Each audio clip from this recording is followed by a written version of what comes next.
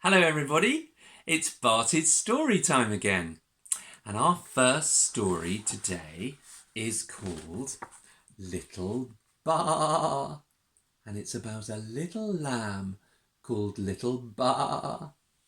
And this book has got the most lovely pictures in it. Can you see? You see all the little lambs playing together in the field? There we are.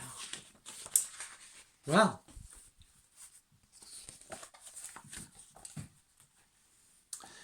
Little Bar was playing in the field, frisking in the grass, while his ma ate quietly beside him. Spring and bounce and skip went Bar, running through the grass with all his friends. There, look at them all, playing together in the grass, having the most lovely time all together, aren't they? They're very happy. Little Bar ran along the fence, hopping over rocks. Spring and bounce and skip went Bar. Soon he left his friends far behind. Can you see? Off he goes, having such a lovely time that he forgot that his friends weren't coming with him. And off he went, all by himself, leaving his friends behind. After a little while, Little Bar got rather tired, and he decided to settle down and have a nap. And so he settled down in the grass, by the flowers, under the tree, and got ready to go to sleep. And meanwhile, his mummy, Ma, was eating the grass, until little by little she was far away along the field. And then, when she'd finished eating, Ma looked up and she looked around and she said, "Where's my little Bar?" She couldn't see his spotty ears. She couldn't smell his familiar smell. She couldn't hear his little Bar. "Bar," she called. "Bar! Where's my little Bar?" And here he was, still fast asleep in the grass. Wow, poor Ma. She was rather worried. She went back to the other lambs to look for Bar. "Ma!" called the other lambs. "Ma!" And they came towards her, one by one. "You're not my little Bar," she sniffed to the first little lamb. "And you're not my Bar," she sniffed to the next one and the next one, and one by one she sniffed all of the little lambs, and none of them were her little Bar, who was still fast asleep in the grass. Well, the little lambs ran to their mummies, and Ma went with them to sniff among the other mummy sheep, the ewes. That's what a mummy sheep is called, a ewe. "Have you got my little Bar?" she asked. "Have you got my little Bar? Have any of you got my little Bar?" "Go away," said the ewes. They were not very happy with Ma, and they stamped their feet. "These lambs are ours, not yours," they said. And poor Ma trotted away all by herself. She was very sad and she was very worried. The sun was starting to go down at the end of the day. Where could little Bar be? Ma's voice became a lonely sound. She couldn't rest or eat or think. Bar, she cried, please answer me. Bar, Bar, where are you? But there was only silence in the field as the sun went down. Then along came the shepherd with his dog, his collie dog called Floss. He heard Ma calling in the field and he saw that she was all alone. Where's your little lamb? He said to Ma. And he strode off through the grass with Floss, his collie dog, to look for little Bar. Well, that was good. And while he was looking, little Bar woke up, feeling cold and hungry. He stretched and blinked, and then he saw the beady eyes of a border collie dog looking at him. But Floss didn't have Ma's spotty ears, and Floss didn't have his mummy's lovely smell. And worst of all, Floss went woof, not Ma. You're not my Ma, said little Bar. Where's my Ma? Said little Bar. Ma, Ma, said little Bar, running every which way.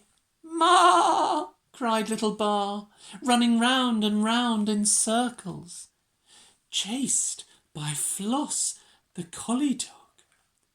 Wait, Floss, said the shepherd softly. Wait. And from far across the field, Ma picked out the little sound. Ma, Ma, she heard. It was the sound she wanted most of all to hear in the whole wide new spring world. Ma, Ma. First, Ma walked. Then she trotted. Soon she was running fast. Ba, she called. Ba, Ba, Ba. Little Bar ran to Ma. He ran and ran and ran. Ma, he said. Ma, Ma, Ma. There they are, together again. Ma sniffed little Bar all over, baaing gently. Where were you, Ma? Asked little Bar. Looking everywhere for you, she said. Ma stood quietly while little Bar fed, because he was oh so hungry. And then little Bar snuggled down with Ma.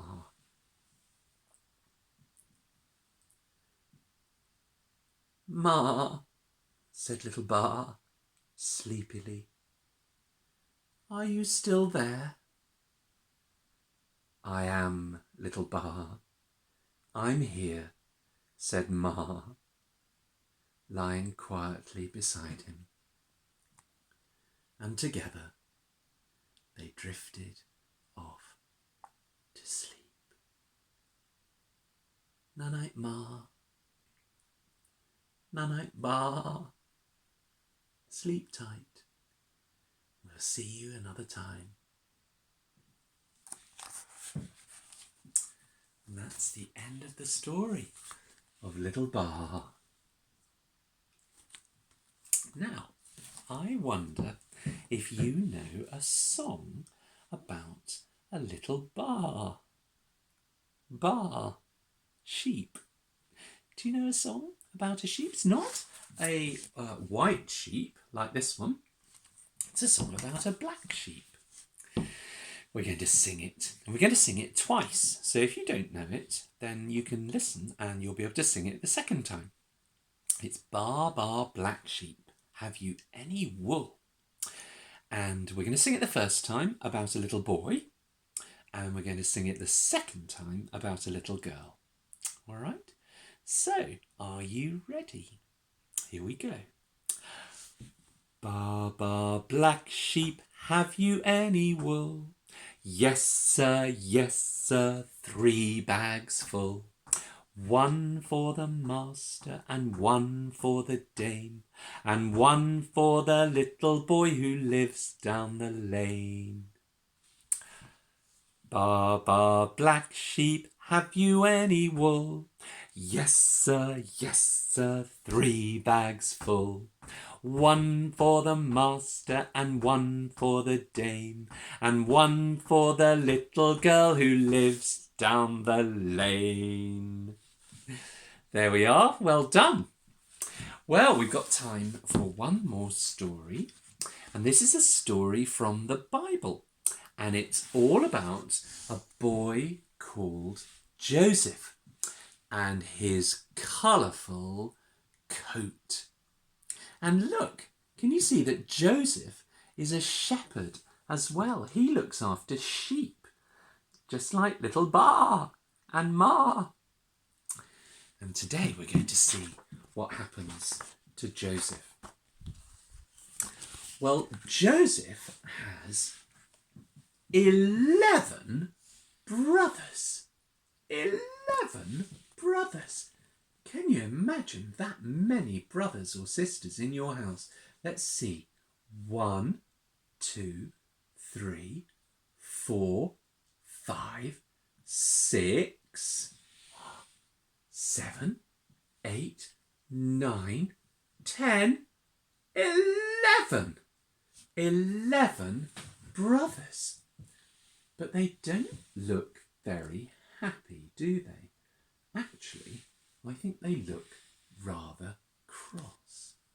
And that's because Joseph's father, Jacob, had given him a brand new, beautifully coloured coat. But he hadn't given anything to any of Joseph's brothers. And Joseph's brothers were older than Joseph as well. Why does he get a new coat and not us? They grumbled. He's always the favourite, they complained.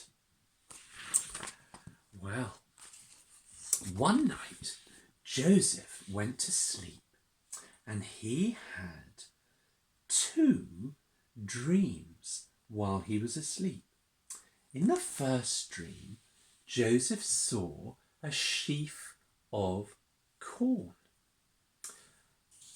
And there were 11 other sheaves of... Actually, they're not sheaves of corn, they're bundles of wheat. Can you see there's a big bundle of wheat here? And all around it, there are 11 other bundles of wheat. And the 11 bundles are all bowing down to the one big bundle. That was a strange dream that Joseph dreamt. But then, later in the night, as he slept on, He went, snoring in his sleep. He had another dream. Only this time he dreamt about the sun and the moon and how many stars. Can you count them? 1, 2, 3, 4, 5, 6, 7, 8, 9, 10, 11. The sun and the moon and 11 stars. And all of them were bowing down to Joseph. Well, they were strange dreams. When he told his brothers about his dreams, they were cross. "Do you think we are going to bow down to you, Joseph? That's not going to happen," they said. Soon after, Joseph went to find his brothers to see how they were. There he was, going to see his brothers. They were still very cross with him. They weren't happy at all. And when they saw him coming, they said, "I know, let's get rid of Joseph, and we'll take his lovely colourful coat and we'll take it back to our daddy and tell him that Joseph has been got by a wild animal." "Yes, that's what we'll do," they said. But Joseph's oldest brother, Reuben, wanted to save him. And so Reuben said, "No, I know what we'll do. Let's throw him down into this pit. We'll throw him into this empty well instead." And so the brothers agreed to throw Joseph down into the well. Normally a well has water in the bottom. No, it's just as well this one was dry and there was no water in it at all. So poor old Joseph ended up down in the well when along came some merchants riding by on their camels. Can you see their camels?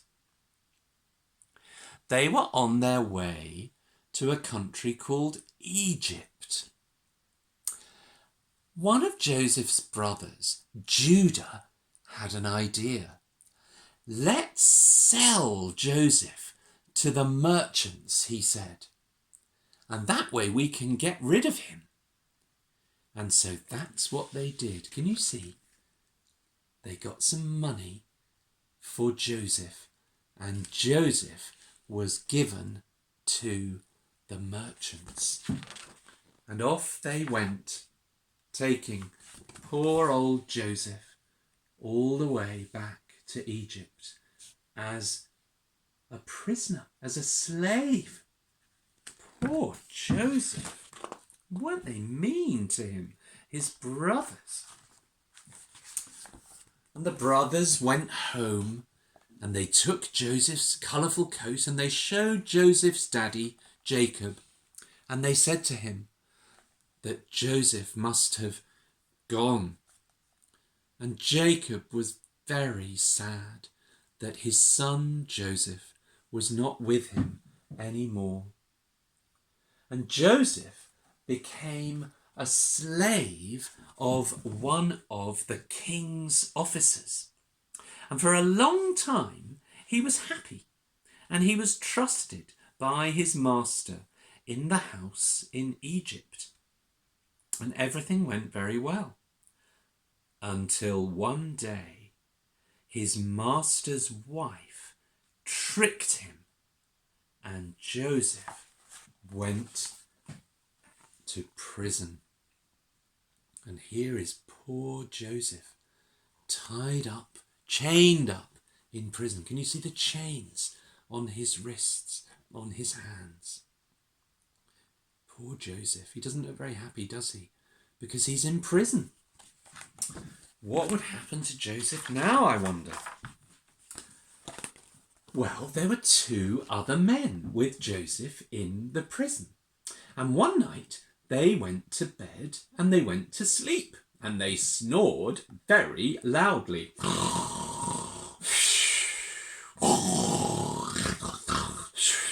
They snored.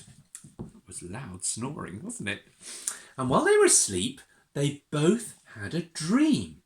And the first man dreamt of bundles of grapes. And he said, I had a dream that I squeezed all the grapes into the king's cup. I wonder what that dream could mean. And in the morning, Joseph said to him very happily, God knows what your dream means.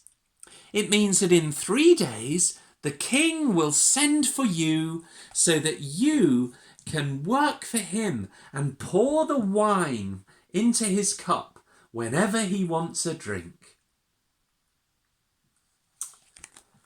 The second man said, I had a dream too. I dreamt of 3 baskets full of bread. But birds came down and pecked the bread. Oh dear, said Joseph sadly. God knows what your dream means too. In 3 days you will die. And both these dreams came true. Then, one day, the king of Egypt had 2 dreams of his own. In the first dream, 7 skinny cows were in his dream. Can you see? Should we count them? 1, 2, 3, 4, 5, 6, 7. Very thin, skinny cows. And there were 7 big, fat, plump cows as well. And the little skinny, thin cows gobbled up the 7 big, plump cows. They ate them all up. Well, that was a strange dream. But later in the night, the king of Egypt had another dream while he slept in his bed. And in the second dream, 7 straggly stalks of corn. 1, 2, 3, 4, 5, 6, 7 straggly stalks of corn. But there were also 7 strong stalks of corn with beautiful corn growing in them. 1, 2, 3, 4, 5, 6, 7. And do you know what happened in his dream? The same thing. The 7 straggly stalks of corn gobbled up the 7 strong stalks of corn. The king told his dream to the wise men of Egypt, but none of them could tell him what the dream meant. But then the king's wine server remembered Joseph in the prison and how Joseph had told him the meaning of his dream about the grapes and how that dream had come true. I know someone who can tell you what your dream means, he said to the king. His name is Joseph. And so the king called for Joseph. And he told him, as Joseph went to see the king, he's still got the chains on from the prison, and the king is here speaking to him. And he says to him, I had 2 dreams. Tell me what my dreams mean. And he told Joseph his dreams. And Joseph said, God knows what your dreams mean.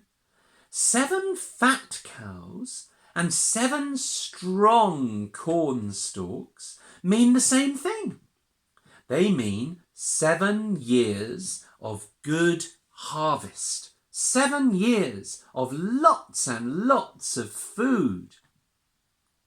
But 7 skinny cows and 7 straggly cornstalks, well, that means 7 years of bad harvest. 7 years with no food at all. Oh no!